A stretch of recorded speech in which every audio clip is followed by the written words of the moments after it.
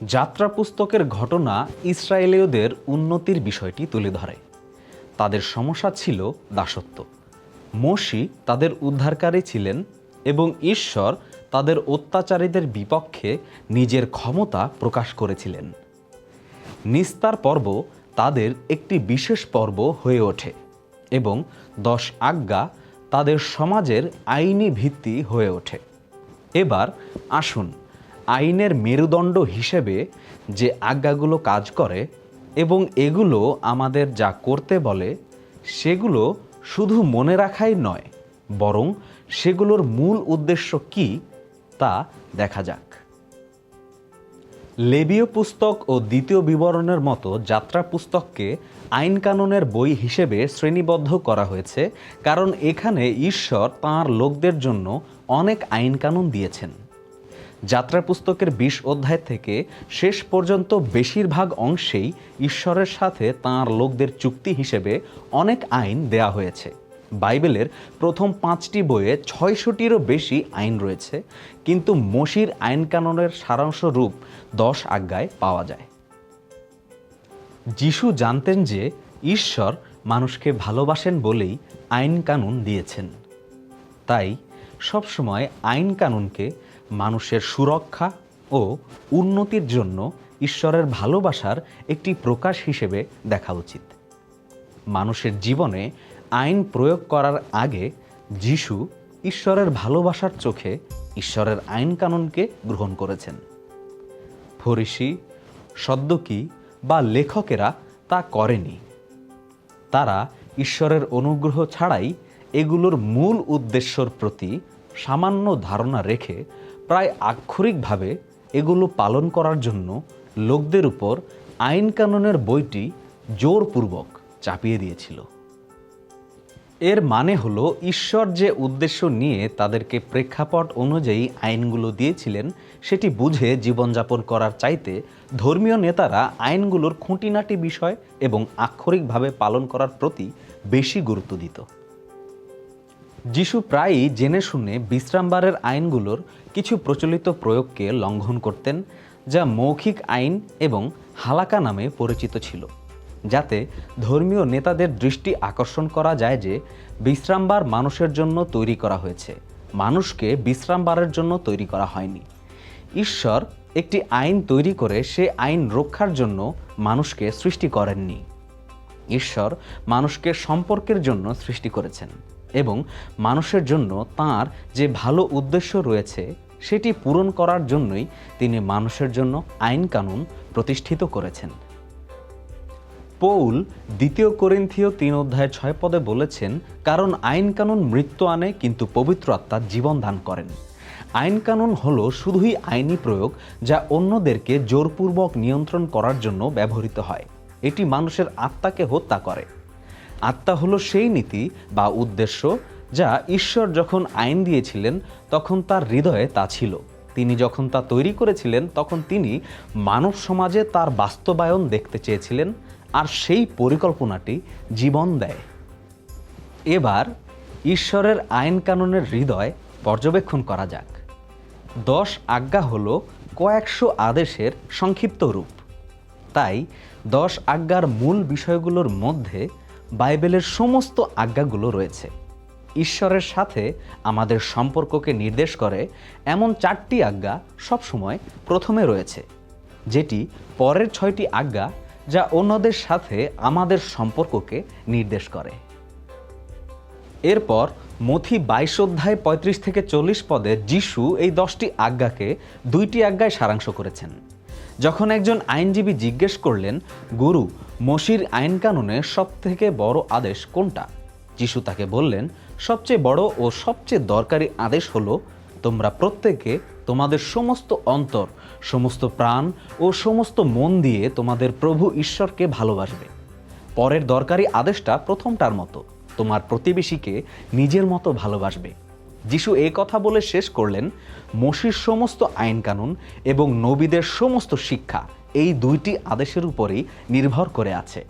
আপনি যদি আপনার সমস্ত সত্তা দিয়ে ঈশ্বরকে ভালোবাসেন, তাহলে আপনি মোশির প্রথম 4টি আদেশ পালন করবেন। প্রতিবেশীকে নিজের মতো ভালোবাসলে আপনি পরের 6টি আদেশ পালন করবেন। প্রতিটি আজ্ঞার একটি সংক্ষিপ্ত রূপ এখানে দেয়া হলো। প্রথম আজ্ঞাটি হলো, আমি সদাপ্রভুই তোমাদের ঈশ্বর, আমার আগে তোমার অন্য কোনো দেবতা থাকবে না। একজন বলেছেন যে বাইবেলের শিক্ষা 2টি শব্দে সংক্ষেপ করা যেতে পারে, ঈশ্বর প্রথমে। ঈশ্বর যদি কিছু হন তবে তিনিই সব কিছু। আর যতক্ষণ না পর্যন্ত আপনি ঈশ্বরকে সব কিছু হিসাবে দেখছেন, ততক্ষণ পর্যন্ত আপনি ঈশ্বরকে কিছু হিসাবেই দেখেননি। তাই প্রথম আজ্ঞার মূল বিষয় হলো ঈশ্বর প্রথমে। দ্বিতীয় আজ্ঞাটি হলো, নিজের জন্য তোমরা কোনো মূর্তি তৈরি করবে না। এই আদেশ মূর্তি পূজাকে নিষিদ্ধ করেছে। যিশু যেভাবে যোহন 4:24 বলেছেন, ঈশ্বর আত্মা, যারা তার উপাসনা করে আত্মায় ও সত্যে তাদের সেই উপাসনা করতে হবে। মূর্তি একজন দেবতার কাছে যাবার মাধ্যম হিসেবে কাজ করে, যা এর উপাসককে রীতিনীতি পালন করার মধ্য দিয়ে নিজের ইচ্ছা পূরণ করার জন্য সেই দেবতার শক্তি ব্যবহার করার ক্ষমতা দেয়। তবে শাস্ত্র অনুসারে একজন স্বেচ্ছাসেবক হিসেবে পৃথিবীতে ঈশ্বরের ইচ্ছা পূরণ করার জন্য মানুষকে ঈশ্বরের আত্মা দিয়ে পরিপূর্ণ করা হয়েছিল। অন্যদিকে মূর্তি পূজার মূল বিষয় হলো কোনো বস্তুকে ঈশ্বর বলে মান্য করার চেয়েও বেশি কিছু। একজন সাধু এটাকে সুন্দরভাবে বর্ণনা করেছেন। মূর্তি পূজা হলো যখন আপনি এমন কিছু থেকে পেতে চান যা ঈশ্বর নয়, যা শুধুমাত্র ঈশ্বরই দিতে পারেন। তা হলো আশা, অর্থ বা চূড়ান্ত সন্তুষ্টি, যা শুধুমাত্র ঈশ্বরেরই পাওয়া উচিত, যেমন উপাসনা, সম্পূর্ণ ভক্তি বা পরম আনুগত্য। তা যদি ঈশ্বর নন তাকে দেওয়া হয়, সেটি মূর্তি পূজা। তৃতীয় আজ্ঞাটি হলো, কোনো বাজে উদ্দেশ্যে তোমরা তোমাদের ঈশ্বর সদাপ্রভুর নাম নেবে না। অনেকেই ভাবেন যে এই আজ্ঞাটি দিয়ে প্রাথমিকভাবে ঈশ্বরের নামকে অভক্তি নিয়ে ব্যবহার করাকে বোঝানো হয়, কিন্তু এটি হলো তাঁর নাম নেবার সময় আপনার কথা বা কাজের মধ্য দিয়ে কোনোভাবে যাতে ঈশ্বরের গৌরব ক্ষুণ্ণ না হয় বা তাঁর নিন্দা না হয়, সেটি বোঝানোর জন্য। এর মধ্যে ঈশ্বরের নামে কোনো পাপ কাজ করাকেও বোঝানো হয়েছে। তৃতীয় আজ্ঞাটির মূল বিষয় হলো, যখনই আপনি ঈশ্বরের নাম বলবেন বা বহন করবেন, আপনার মনে রাখা উচিত যে ঈশ্বর হলেন উদ্দেশ্য, শৃঙ্খলা ও পবিত্রতার ঈশ্বর। চতুর্থ আজ্ঞাটি হলো, বিশ্রামবারকে পবিত্র বলে পালন করো। যদি ঈশ্বর প্রথমে থাকেন, তাহলে তাঁর জন্য আপনার 7 গুণ সময় রাখা উচিত। ঈশ্বর চান আপনি তাঁর জন্য সময় নির্দিষ্ট করে রাখেন। যদি ঈশ্বর আপনার সব কিছু হয়ে থাকেন, আর তাই হওয়া উচিত, তাহলে তাঁর জন্য সপ্তাহের একটি দিন আলাদা করে রাখা অযৌক্তিক কিছু নয়। এই বিশ্রামবারীয় আদেশের আরেকটি প্রয়োগ হলো সাধারণভাবে বিশ্রাম করা। মানুষের বিশ্রাম প্রয়োজন। ঈশ্বর আপনাকে কাজ থেকে বিশ্রামের জন্য সপ্তাহে একটি দিন আলাদা করার আদেশ দিয়েছেন। তাই যারা আপনার জন্য বা আপনার পক্ষে কাজ করে, তাদের বিশ্রামের জন্য একটি দিন দেওয়ার জন্য আপনাকে আদেশ করা হয়েছে। পঞ্চম আজ্ঞাটি হলো, তোমাদের মা বাবাকে সম্মান করে চলবে। তাতে তোমাদের ঈশ্বর সদাপ্রভুর দেওয়া ভূমিতে অনেক দিন বেঁচে থাকবে। শাস্ত্র সন্তানদেরকে তাদের পিতামাতার বাধ্য হতে শেখায়, কিন্তু এই আদেশটি আরও গভীরে যায়। কঠোরভাবে বাধ্য থাকার সময় চলে যাওয়ার পরও প্রাপ্তবয়স্কদের তাদের বাবা মাকে সম্মান ও শ্রদ্ধা করতে হবে। সন্তানদেরকে লালন পালনের সময় আপনাকে অসম্মান করার সুযোগ দেওয়াও একটি পাপ। শুধুমাত্র এই আজ্ঞাটির সাথেই প্রতিজ্ঞা যুক্ত রয়েছে। যখন মানুষ একে অপরের সাথে সম্মানপূর্বক সম্পর্ক রাখে, তখন এই বিষয়টি ছড়িয়ে যায় এবং সমাজ সামগ্রিকভাবে উন্নত হয়ে ওঠে। ষষ্ঠ আজ্ঞাটি হলো, খুন করো না। এখানে যে হিব্রু শব্দ ব্যবহার করা হয়েছে তার অর্থ খুন নয়, কিন্তু হত্যা। বাইবেলের কিছু জায়গায় ঈশ্বর তার লোকদেরকে শাস্তি দেবার আদেশ করেছেন। রোমিও 13:3-4 বলে যে ঈশ্বরের মনোনীত শাসকের অন্যায়কারীদের শাস্তি দেবার অধিকার আছে। তিনি তো ঈশ্বরের সেবাকারী, যারা অন্যায় কাজ করে তাদেরকে তিনি ঈশ্বরের হয়ে শাস্তি দেন। আদিপুস্তক 9 অধ্যায় 6 পদ বলে, ঈশ্বর মানুষকে তাঁর মতো করেই সৃষ্টি করেছেন। সেই জন্য কোনো মানুষকে যদি কেউ খুন করে, তবে অন্য একজনকে সেই খুনির প্রাণ নিতে হবে।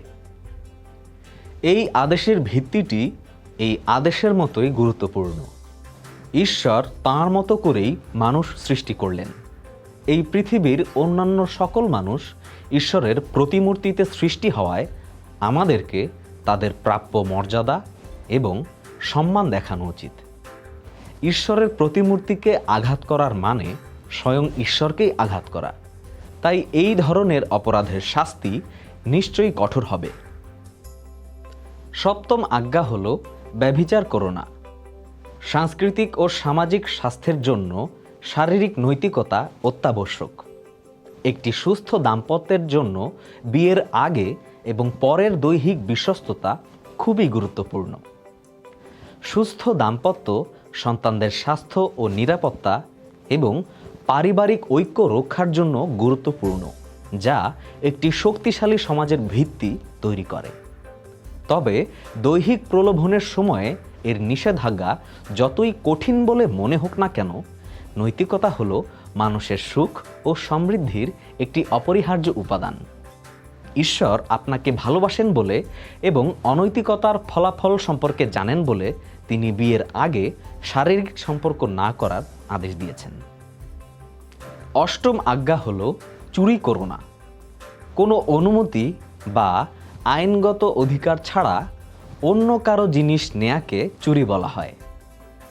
অনেকে এই অষ্টম আজ্ঞার মূল বিষয়ের মধ্যে অনেকগুলো নীতি খুঁজে পেয়েছেন।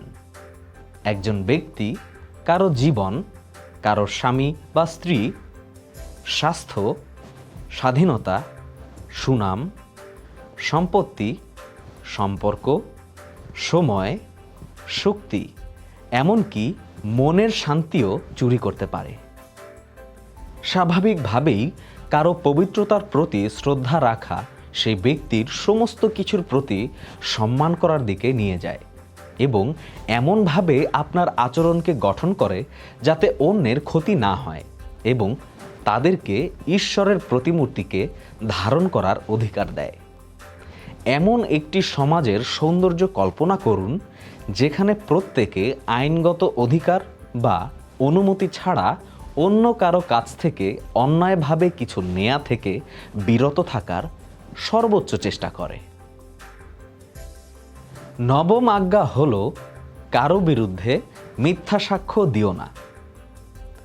কঠোরভাবে দেখলে এই নবম আজ্ঞাটি আদালতে সৎ সাক্ষ্য দেবার বিষয়ে বলে, কিন্তু আদালতে শব্দটি স্পষ্টভাবে অনুপস্থিত।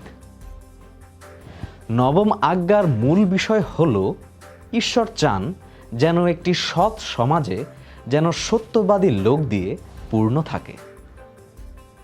সহানুভূতিশীল এবং সূক্ষ্ম সাড়াদান ছাড়াও প্রতারণা করার ইচ্ছা, কোনো মিথ্যা ধারণা তৈরি করলেও এই আজ্ঞাকে লঙ্ঘন করা হবে। দশম আজ্ঞা হল, লোভ করো না। এই শেষ আজ্ঞার মূল বিষয়টি অনেকের মনের গভীরের বিষয়টি দেখায়, যেখানে তারা বলে খুন করবে না, চুরি করবে না, মিথ্যা বলবে না বা অনৈতিক আচরণ করবে না। সেখানে দশম আজ্ঞাটি বলে এটি নিয়ে চিন্তাও করা যাবে না।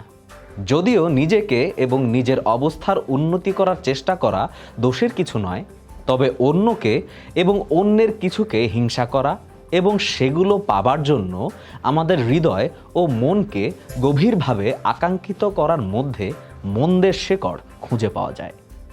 ঈশ্বর আপনাকে যা দিয়েছেন তা নিয়ে হিংসা, প্রতিদ্বন্দ্বিতা করবেন না এবং অসন্তুষ্ট হবেন না। হিংসা এবং লোভ দেখায় যে আপনি আপনার জীবনে ঈশ্বরের যে ইচ্ছা তার প্রতি অসন্তুষ্ট। ঈশ্বর মানুষকে একটি ফলপ্রসূ আচরণগত আদর্শ হিসাবে 10 আজ্ঞা দিয়েছেন। ঈশ্বর পবিত্র এবং প্রেমময়, যিনি তাঁর সৃষ্টির প্রতি ইতিবাচক মনোভাব রাখেন। তাই ঈশ্বরের আদেশ উপযুক্ত ও সঠিক। এই আদেশগুলো মেনে চলাই হলো বেঁচে থাকার সঠিক উপায়। কেউ কি কখনো এই সবগুলো আদেশ পালন করেছে?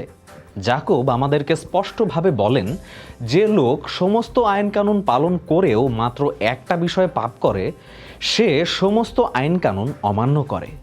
রোমিও 3 অধ্যায় 10 থেকে 12 পদে পৌল গীতসংহিতা 14 অধ্যায় 1 থেকে 3 পদের বিষয়টি তুলে ধরেছেন এবং ঘোষণা করেছেন যে প্রত্যেকেই পাপী, নির্দোষ কেউ নেই, একজনও নেই। কেউ সত্যিকারের জ্ঞান নিয়ে চলে না, কেউ ঈশ্বরের ইচ্ছামতো কাজ করে না।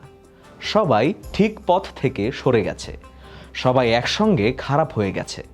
ভালো কাজ করে এমন কেউ নেই, একজনও নেই।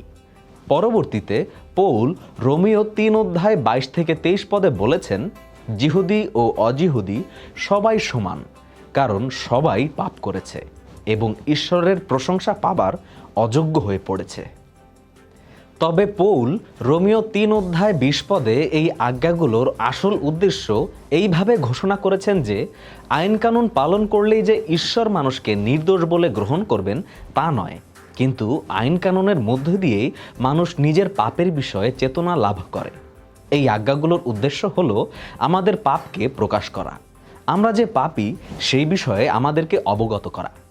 আমরা যাতে এই আদেশগুলো পালন করে ঈশ্বরের বিচার থেকে রক্ষা পাই, সেজন্য তিনি আমাদেরকে এগুলো দেননি। ঈশ্বর আমাদেরকে এগুলো দিয়েছেন যেন আমরা বুঝতে পারি যে আমরা পাপী হিসেবে দোষী এবং আমাদের একজন উদ্ধারকারীর প্রয়োজন। 10 আজ্ঞা হলো কিছুটা হাসপাতালে পরীক্ষা নিরীক্ষার মতো। অসুস্থ থাকা অবস্থায় আপনি যদি নিজের সমস্যার বিষয়ে না জানেন, তখন ডাক্তার হয়তো আপনাকে কিছু পরীক্ষা করাবেন।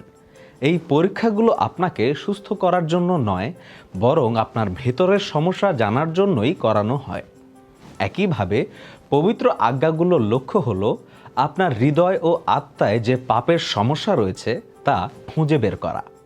আপনি যদি ঈশ্বরের আইনের সাথে আপনার আচরণের তুলনা করেন, তাহলে আপনি আপনার চিন্তা, কথা এবং কাজে ঈশ্বর থেকে কতটা দূরে আছেন তা দেখতে পাবেন।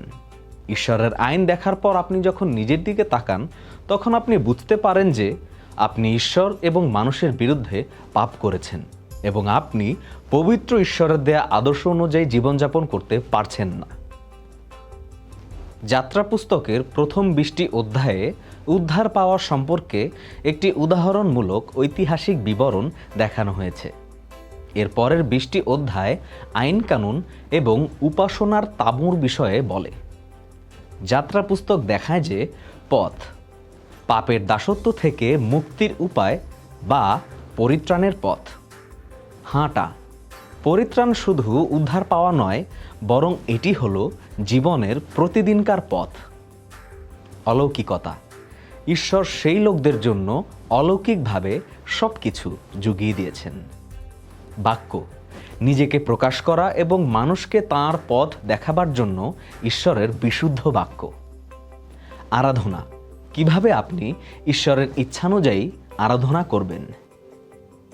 যাত্রা পুস্তক পাপ থেকে বেরিয়ে আসার পথ, কিভাবে উদ্ধার পেতে হয় এবং উদ্ধার পাবার পর কিভাবে আপনি ঈশ্বরের ইচ্ছানুযায়ী চলবেন তা দেখায়। এজন্যই ঈশ্বর যাত্রা পুস্তকে এত আইন কানুন দিয়েছেন। শেষে ঈশ্বর দেখিয়েছেন যে কিভাবে তিনি তাঁর রক্ষা করা মানুষটির মাধ্যমে আরাধনা পেতে চান। এই মানুষটি হলেন আপনি। এখানেই 10 আজ্ঞার বিষয়টি আসে। ঈশ্বর আমাদেরকে শেখান যে কিভাবে জীবনযাপন করতে হয় ও তার আরাধনা করতে হয়, যাতে আমরা তার এবং অন্যদের সাথে ভালো সম্পর্ক রাখতে পারি, যা তিনি সবচেয়ে ভালো জানেন। অবশেষে আপনি যখন 10 আজ্ঞার মূল বিষয়গুলো বোঝেন, তখন আপনি অন্যান্য কয়েক শত আদেশের মূল ভাবও বুঝতে পারেন। আইন কানুন আপনাকে দেওয়া হয়েছে যাতে আপনি সমৃদ্ধ জীবন পেতে পারেন। আইন কানুন ঈশ্বরের ভালোবাসার হৃদয় থেকে এসেছে। ঈশ্বরের আইন তার লোকদের জীবনে এবং আপনার নিজের জীবনে প্রয়োগ করার আগে তাঁর ভালোবাসার লেন্সের মধ্য দিয়ে যেতে হবে। আপনি যদি তা না করেন, আপনি যখন আইনগতভাবে তাদের আত্মাকে জোরপূর্বক শাসন করার চেষ্টা করবেন, তখন আপনি মানুষকে ধ্বংস করতে পারেন। বাইবেলকে কখনোই এভাবে ব্যবহার করা উচিত নয়। পাপের দাসত্ব থেকে উদ্ধার পাবার জন্য আপনাকে পরিত্রাণের গুরুত্ব বুঝতে হবে। পরবর্তীতে আপনি অন্যকে পাপ থেকে মুক্ত করা বা রক্ষা করার জন্য একজন উপকরণ হিসেবে গড়ে উঠবেন। ঈশ্বর আপনাকে তাঁর বাক্য বুঝতে সাহায্য করুন এবং আপনার জীবনে ও হৃদয়ে এটি প্রবেশ করতে সাহায্য করুন, কারণ তখনই সুন্দর এবং অলৌকিক বিষয়গুলো জায়গা করে নেবে।